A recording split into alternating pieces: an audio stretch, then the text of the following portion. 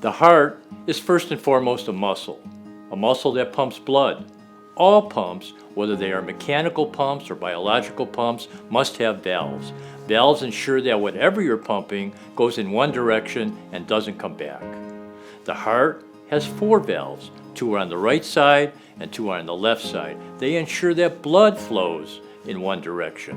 And just like with a mechanical pump, these valves can malfunction. The valves in the heart can malfunction in one of 2 ways. Either they don't close properly and they leak, or they don't open properly and blood has trouble getting through, a condition generally referred to as stenosis. The most common valve problem that requires clinical intervention involves the aortic valve, which leads from the heart to the aorta. The heart pumps essential blood supply into the aorta to send oxygen and nutrients to all the organs of the body. Over years, deposits of calcium can build up on the aortic valve, which becomes hard and rigid. As a result, the valve doesn't open properly and you develop what's called aortic valve stenosis. Symptoms include shortness of breath, chest discomfort, lightheadedness, or even loss of consciousness. Aortic valve stenosis is most common in older people.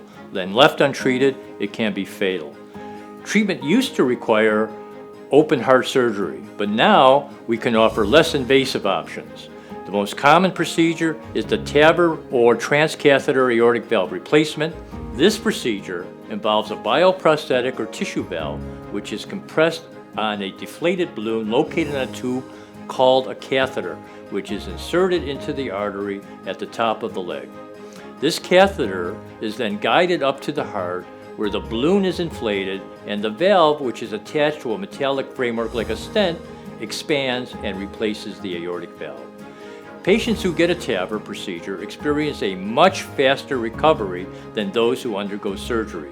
In fact, patients can often go home the next day and enjoy a dramatic improvement in their quality of life.